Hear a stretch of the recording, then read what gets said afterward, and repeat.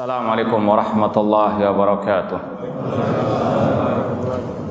Innal hamdalillah nahmaduhu wa nasta'inuhu wa nastaghfiruh wa na'udzu billahi min syururi anfusina wa min sayyiati a'malina. Man yahdihillahu fala mudhillalah wa man yudlil fala hadiyalah. Ashhadu an la ilaha illallah wahdahu la syarikalah wa ashhadu anna Muhammadan abduhu wa rasuluh. Ya ayyuhalladzina amanu taqullaha haqqa tuqatih wa la tamutunna illa wa antum muslimun.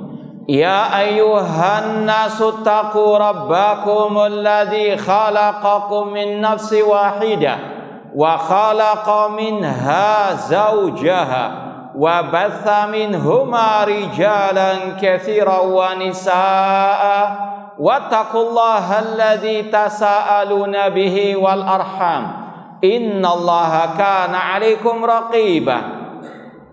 Ya ayyuhalladzina amanu taqullaha wa qulu qawlan sadida yuslih lakum a'malakum wa yaghfir lakum dhunubakum wa may yuti'illaha wa rasulahu faqad faza fawzan 'azima.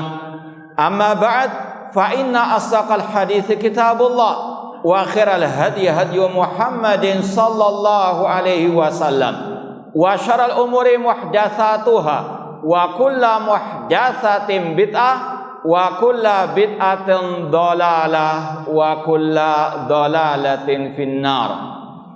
Ma'asal muslimin, ikhwani fillah wa akhwati, bapak-bapak, ibu-ibu, saudara-saudariku rahimani wa rahimakumullah.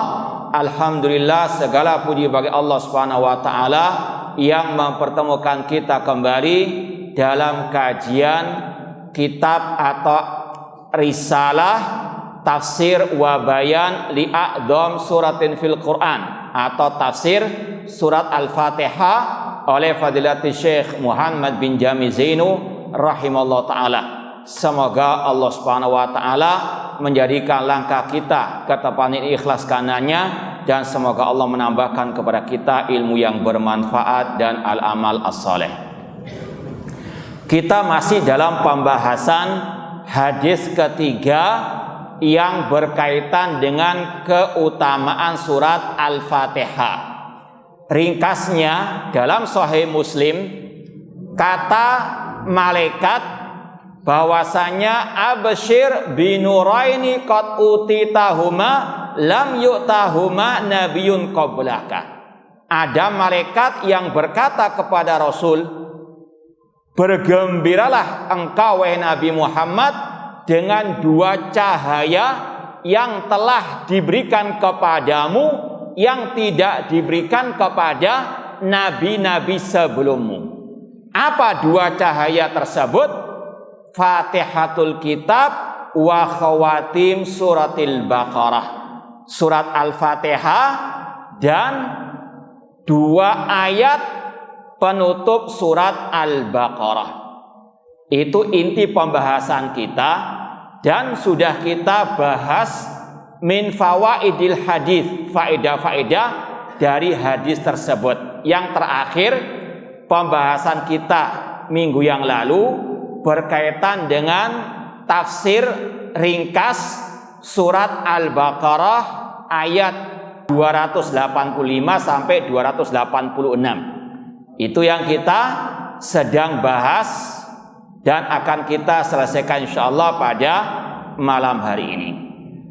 Di halaman 18 penulis membawakan dua ayat tersebut karena berkaitan dengan tadi hadis yang Rasul dikatakan diberi dua cahaya yang tidak diberikan kepada Nabi sebelum beliau. Ini salah satu keistimewaan Nabi kita Muhammad SAW. Di antaranya diturunkan kepada beliau surat Al-Fatihah dan dua ayat dari penutup surat Al-Baqarah. Kita baca ayatnya. Amanar rasulu bima unzila ilaihi mir rabbi wal mu'minun. Rasul beriman kepada apa yang diturunkan kepada beliau dari Rabb-Nya. demikian pula orang-orang yang beriman. Kalau kata para ulama, kalau diperhatikan surat Al-Baqarah yang merupakan surat terpanjang dalam Al-Quran, ayatnya dimulai dari masalah al-iman, diakhiri dengan juga masalah al-iman. Alif lam mim dzalikal kitabu la raiba fi hudal lil muttaqin alladzina yu'minuna bil ghaib. Kata para ulama, ini merupakan sifat pertama orang yang beriman dalam Al-Quran. Sebelum disebutkan masalah akhlak, masalah ibadah orang-orang yang beriman, sifat pertama orang yang beriman, yu'minuna bil ghaib, beriman kepada hal-hal yang ghaib. Di antaranya beriman kepada Allah, beriman kepada para malaikat-malaikat Allah. Juga beriman dengan 6 rukun iman. Ini menunjukkan pentingnya al-iman, pentingnya al-aqidah. Awalnya dimulai dengan masalah iman, ditutup pula dengan masalah al-iman dalam surat Al-Baqarah ini. Kemudian kata para ulama, kullun amana billah wa malaikati wa kutubi wa rusuli. Ini berkaitan dengan masalah rukun-rukun iman. Alhamdulillah sudah kita jelaskan kemarin. Apa saja kandungan dari iman tersebut? Iman kepada Allah mencakup 4 hal, betul tidak? Yang pertama apa? Mengimani wujud Allah, rububiyah Allah, uluhiyah dan nama serta sifat-sifat Allah. Ini yang diimani oleh para rasul, diimani oleh semua orang-orang yang beriman.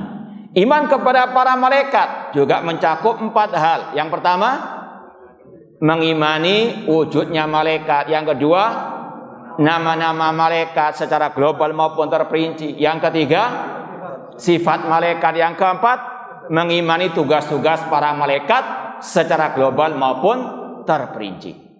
Kemudian yang ketiga, iman kepada kitab-kitab Allah.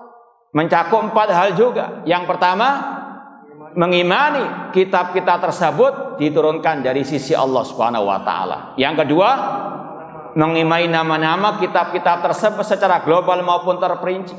Yang ketiga, membenarkan kabar berita kitab-kitab tersebut.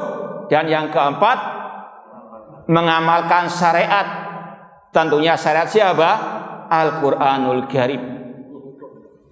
Kemudian yang keempat, mengimani para rasul. Ada 4 kandungannya. Yang pertama, mengimani bahwasanya risalah para rasul itu hak dari sisi Allah. Yang kedua, mengimani nama-nama para rasul secara global maupun terperinci. Dan yang ketiga, membenarkan semua kabar berita mereka. Dan yang keempat, menjalankan syariat para rasul tersebut. Dan sekali lagi, semua syariat para rasul telah dihapus dengan syariat Nabi Muhammad SAW. Atau yang keempat, melaksanakan syariat Nabi yang terakhir, Nabi kita Muhammad sallallahu alaihi wasallam. Ini secara sepintas ada 4 rukun iman. Tapi sebetulnya kalau diteliti lagi, kalau dibaca lanjutan ayatnya, ada 5 rukun iman, yaitu firman Allah, la nufarriqu baina ahadim mir rusuli wa qalu sami'na wa ata'na ghufranaka rabbana wa ilaikal masir. Yang mana itu? Rukun iman, wa ilaikal masir, kepada Engkaulah ya Allah tempat kami kembali. Iman kepada apa? Al-iman bil yaumi al-akhir. Ini sama dengan firman Allah di surat Al-Baqarah juga, laisal birra an tuwallu wujuhakum qibalal masyriqi wal maghrib walakinnal birra man amana billahi wal yaumil akhiri wal malaikati wal kitabi wan nabiyyin. Bukanlah kebaikan itu engkau menghadapkan wajahmu ke arah barat ataupun timur, namun kebaikan itu yang beriman kepada Allah, hari akhir, para malaikat, kitab dan para nabi. Sama juga di sini disebutkan 5 rukun iman. Kurang iman apa? Iman kepada takdir. Ini disebutkan dalam ayat yang lain, seperti dalam surat Al-Qamar, inna kulla syai'in khalaqnahu biqadar. Sesungguhnya segala sesuatu kami ciptakan dengan takdirnya, kata Allah Subhanahu wa taala. Orang beriman wajib mengimani 6 rukun iman tersebut. Tidak sah keimanan seseorang sekali lagi sampai dia komplit mengimani 6 rukun iman tersebut. Kemudian kita sudah jelaskan makna la nufarriqu baina ahadim mir rusul. Kami tidak membedakan seorang pun dari para rasul. Ini dalam masalah apa tidak boleh membedakan di antara para rasul? Masalah al-iman. Wajib mengimani semua para rasul-rasul yang telah dikisahkan oleh Allah Subhanahu wa taala. Misalnya kita mengimani semua para rasul kecuali misalnya Nabi Isa nggak diimani sebagai rasul misalnya, naudzubillah min dzalik, kufur, keluar dari Islam dan iman. Bahkan kata para ulama, satu rasul Allah dikufuri itu sama dengan mengkufuri semua para rasul. Dalilnya Allah berfirman, kadzabat qaumun nuhinil mursalin. Kaum Nabi Nuh mendustakan para rasul mursalin. Padahal di zaman itu cuma ada siapa? Nabi Nuh. Tapi ketika kaum Nabi Nuh mendustakan, tidak mengimani Nabi Nuh, Allah anggap mereka tidak mengimani semua para rasul. Maka sekali lagi, la nufarriqu baina ahadin mir rusul. Kami orang-orang beriman tidak membedakan seorang pun dari para rasul. Dalam masalah apa? Keimanan, wajib mengimani semua para rasul tersebut seperti dalam 4 kandungan iman kepada rasul tadi. Adapun ayat yang ada dalam surat Al-Baqarah juga, tilkar rusulu faddalna ba'dhum ala ba'din. Allah berfirman, itulah para rasul-rasul yang kami utamakan sebagian mereka di atas sebagian yang lain. Ini boleh membedakan dalam masalah keutamaan mereka. Ya, kita katakan para nabi, para rasul manusia terbaik di atas muka bumi ini. Namun dari yang terbaik ada yang paling mulia, yaitu ulul azmi minar rusul.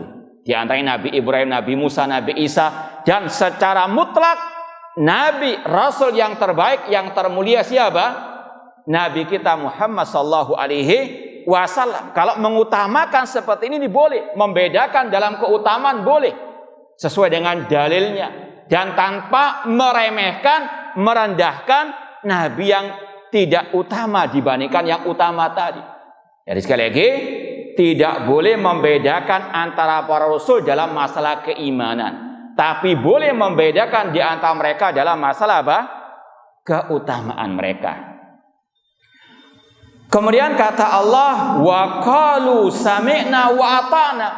Mereka orang-orang yang beriman mengatakan sami'na wa ata'na.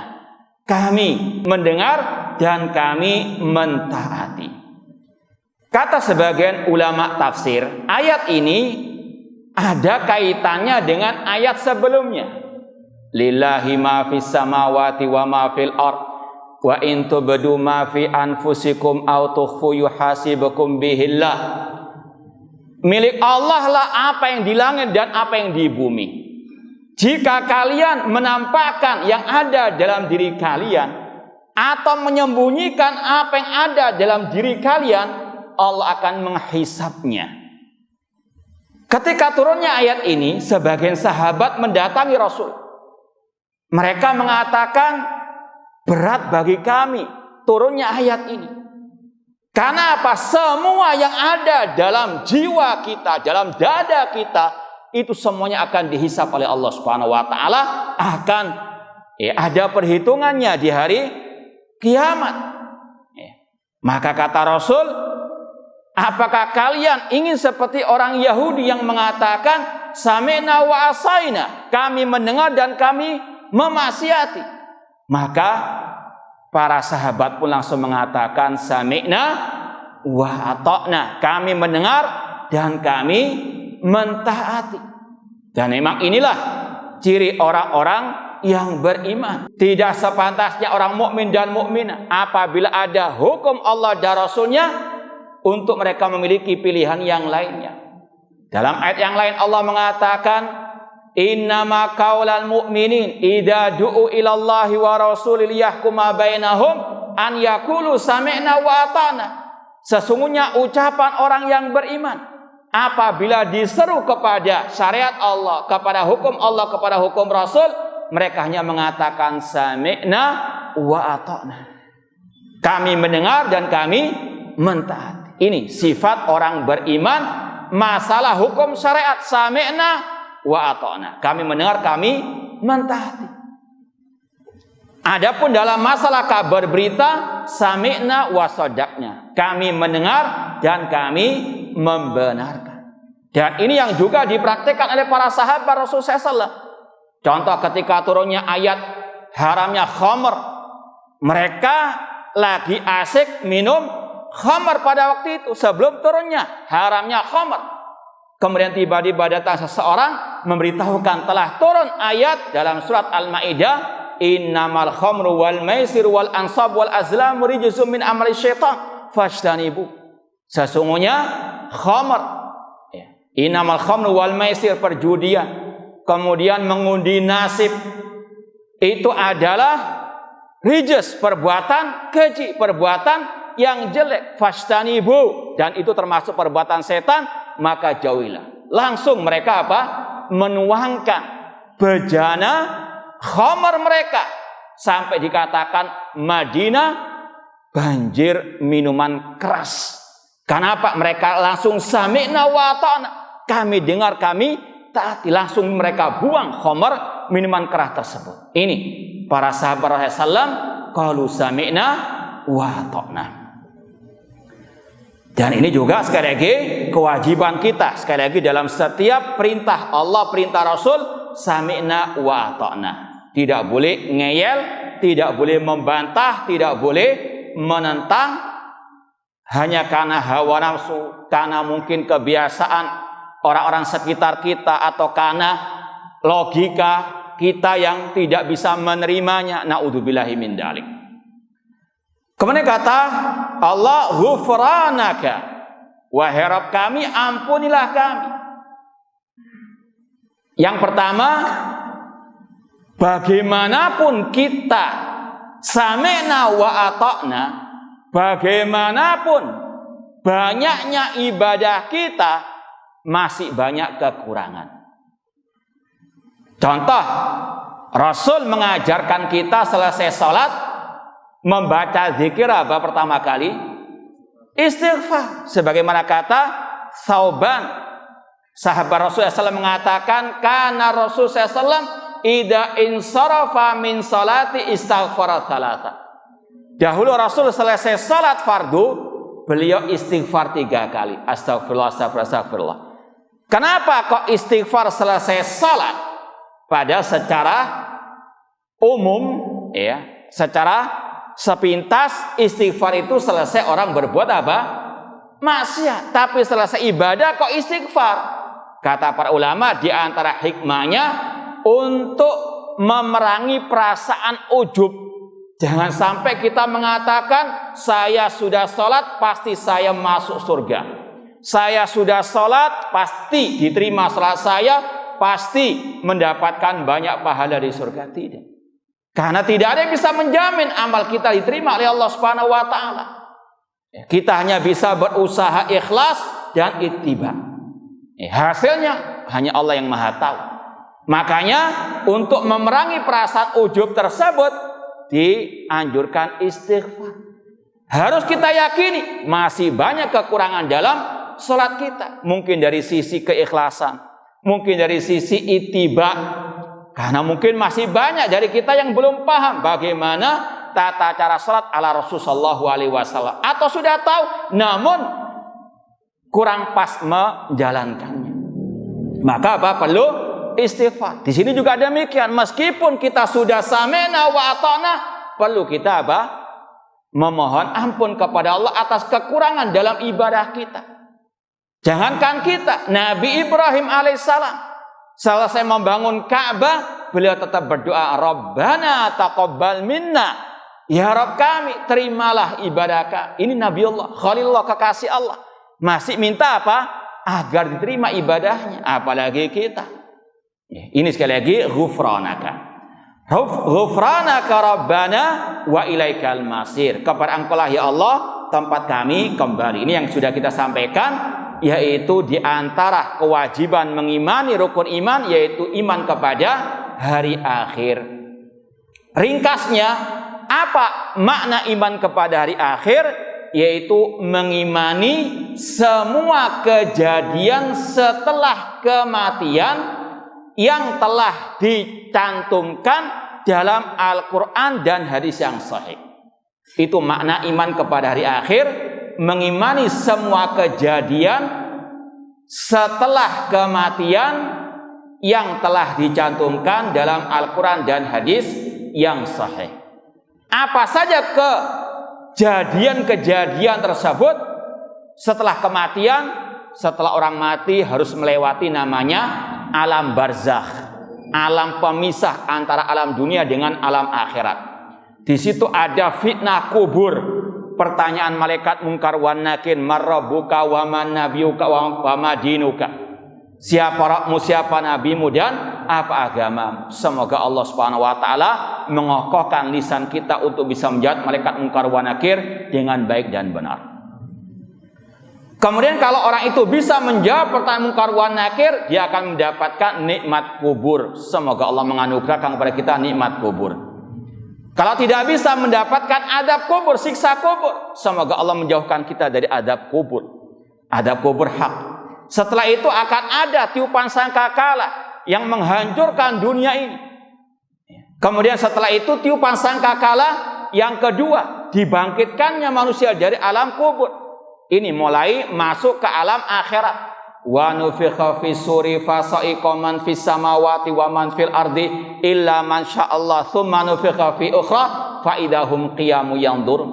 Dihidupkan sangkakala yang pertama, maka diwafatkan semua yang ada di langit dan di bumi melainkan yang dikecualikan oleh Allah. Kemudian dihidupkan sangkakala yang kedua, kemudian manusia pun bangkit dari alam kuburnya. Mulai masuk ke alam akhirat, yaumul ba'ats, hari kebangkitan.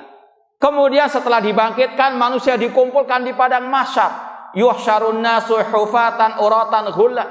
Manusia akan dikumpulkan di padang mahsyar dalam keadaan telanjang bulat, tidak beralas kaki, tidak dikhitan. Matahari dekat dengan kepala mereka 1 atau 2 mil. Sebagian mereka tenggelam dengan keringat mereka sesuai dengan amal perbuatan mereka masing-masing. Kemudian mereka mendatangi Nabi Adam, minta tolong agar Nabi Adam memohon kepada Allah segera diputuskan perkara mereka. Nabi Adam tidak sanggup. Kemudian Nabi Ibrahim dan seterusnya, seperti yang kita sampaikan dengan istilah syafaatul uzma. Kemudian mereka pun mendatangi, atau kemudian Allah datang kepada mereka. Allah putuskan perkara mereka. Mulai ada yaumul hisab, hari dipaparkannya amal perbuatan mereka. Kemudian ditimbangnya amal perbuatan mereka.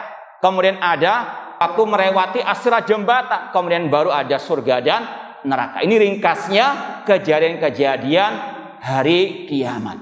Wajib untuk kita mengimani semuanya. Kemudian ayat yang terakhir dari surat Al-Baqarah, Allah berfirman, la yukallifullahu nafsan illa wus'aha. Allah tidak membebani suatu jiwa kecuali sesuai dengan kemampuannya. Ini juga kata sebagian para ulama, ayat yang berkaitan dengan tadi Al-Baqarah 284 yang berkaitan dengan wa in tubdu ma fi anfusikum aw tukhfu yuhasibukum bihillah. Jika kalian menampakkan apa yang ada di dalam diri kalian atau menyembunyikan dalam diri kalian, semua akan dihisab oleh Allah. Kata para ulama atau sebagian para ulama, ayat ini menghapus ayat tadi. Allah enggak membebani kecuali sesuai dengan kemampuannya. Dalam artian, yang ada dalam jiwa kita, Allah enggak akan menyiksanya. Karena itu di luar kemampuan kita. Setiap mungkin detiknya, setiap menitnya, pasti akan ada bisikan-bisikan hati. Akan ada istilahnya bisikan asyaitan.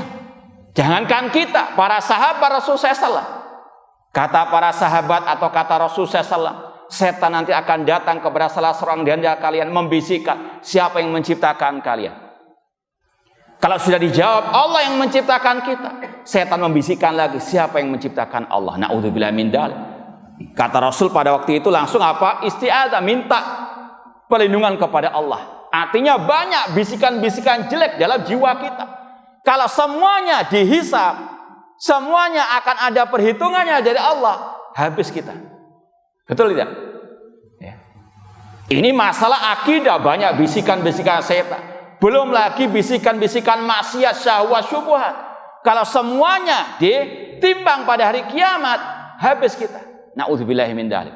Maka diturunkan ayat tadi, la yukallifullahu nafsan illa wus'aha. Makanya pada awal turunnya ayat tadi, para sahabat apa? Merasa berat. Karena mereka sangat takut dengan hari kiamat. Kalau semua bisikan hati dihisab, diperhitungkan, akan ditimbang, itu berat. Ya. Maka Allah turunkan ayat ini untuk apa? Ya, menghapus ayat tadi. Bahwasanya yang diperhitungkan oleh Allah, ditimbang oleh Allah pada hari kiamat, yang masih ada kaitan dengan kemampuan manusia untuk berbuat. Adapun bisikan-bisikan hati tidak akan apa ada hukumnya. Paham ya? Itu diantara penjelasan para ulama. Ada pula sebagian yang mengatakan ayat ini enggak menasakh, cuma sekedar mengkhususkan saja. La yukallifullahu nafsan illa wus'aha. Ada makna yang sangat luar biasa dalam ayat ini, bahwasanya semua hukum syariat Allah itu terikat dengan ayat ini. Ayat ini mencakup semua hukum syariat Allah. Semua hukum syariat Allah terikat dengan ayat ini. Salat misalnya, kalau kita nggak mampu, maka ada apa? Ya, keringanan-keringanannya. Atau dalam istilah para ulama atau qawaid fiqhiyah, al-masyaqqat tajlibut taisir. Sesuatu yang berat itu mengantarkan kepada kemudahan. Contoh, Rasul bersabda, "Shalli qa'iman fa illam tastati fa qa'idan." Salatlah kalau mampu dengan berdiri, kalau nggak mampu dengan apa? Duduk. Ini al-masyaqqah, kesulitan, kesusahan dalam ibadah itu mengantarkan kepada apa? Kemudahan. Kalau nggak bisa salat dengan berdiri, dengan duduk. Meskipun hukum salat dengan berdiri termasuk rukun salat, nggak sah salat seseorang, salat fardu ya, yang dia mampu berdiri namun nggak berdiri karena tetangganya sampingnya pakai kursi, wah enak pakai kursi aja. Nah, ini nggak sah salatnya kalau dia apa? Sanggup berdiri tanpa ada kesusahan sama sekali. Kalau sudah memang sakit ataupun tua renta, berat untuk berdiri ketika sholat berjamaah misalnya, boleh dengan duduk. Ini yang Rasul mengatakan. Ini dalam kaidah fiqhiyah dikatakan al-masyaqqat tajlibu at-taisir. Keadaan yang menyulitkan, memberatkan itu mengantarkan kepada kemudahan. Orang ketika safar berat untuk puasa di bulan Ramadan, boleh nggak puasa, boleh dia berbuka, namun mengganti di hari-hari yang lain di bulan Ramadan. Ini la yukallifullahu nafsan illa wus'aha. Demikian pula kalau kata para ulama ini juga membantah kelompok teroris yang suka gembar-gembor jihad. Padahal umat Islam belum mampu untuk berjihad, mengangkat senjata melawan musuh-musuh mereka.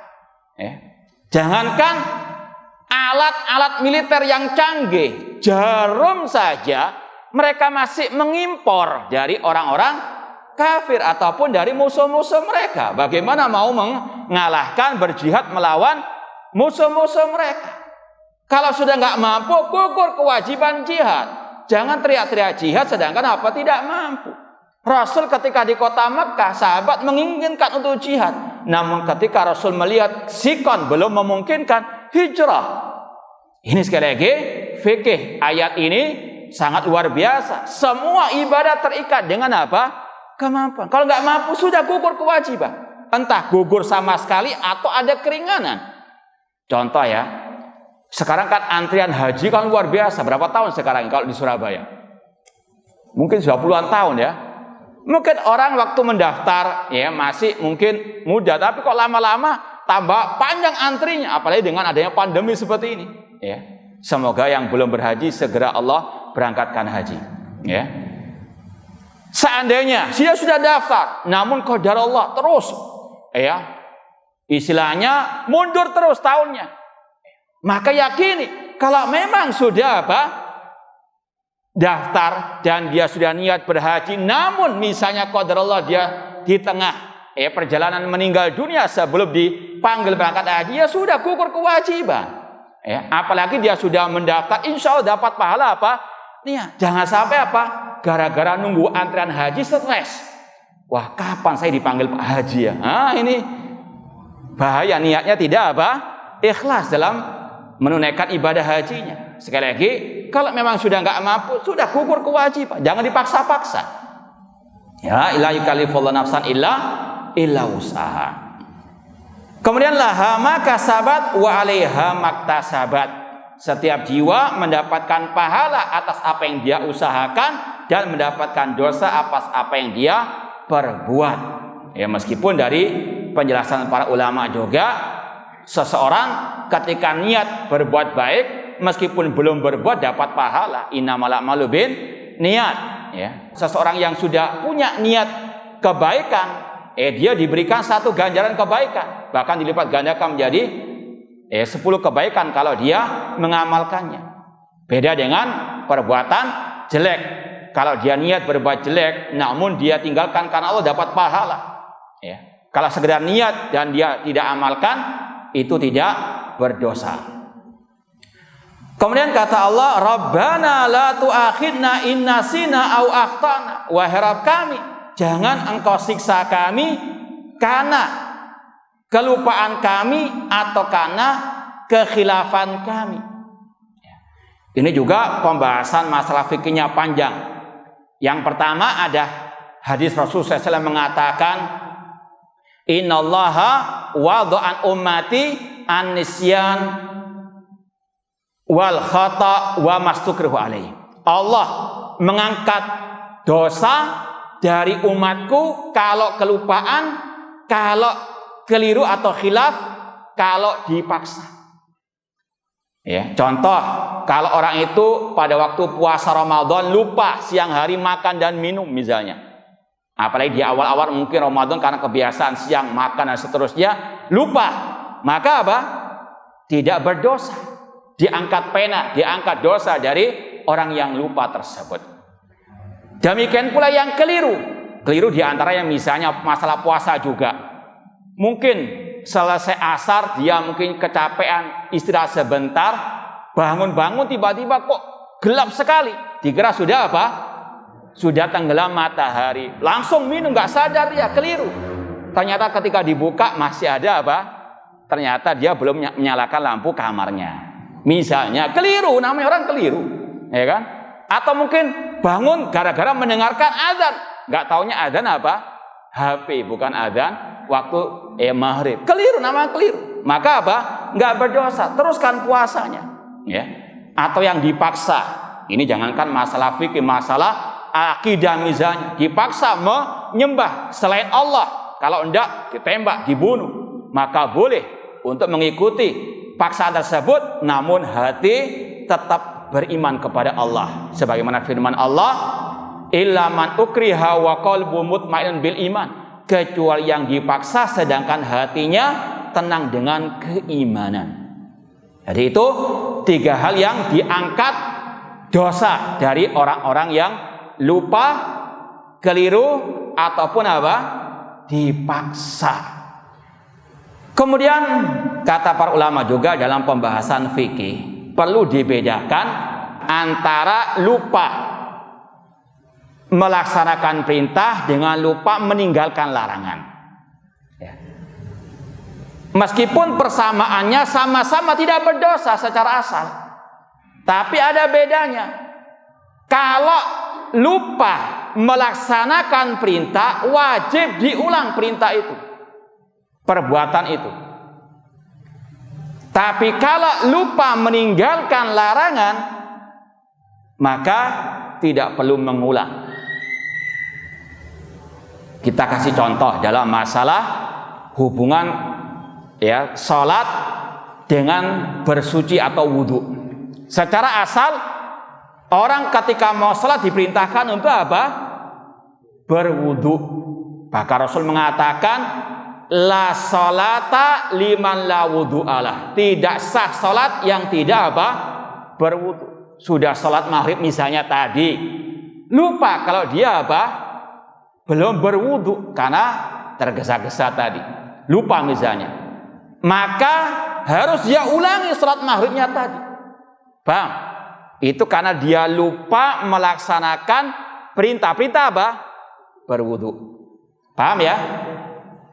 Beda dengan misalnya orang sholat tidak boleh memakai baju yang ada najisnya.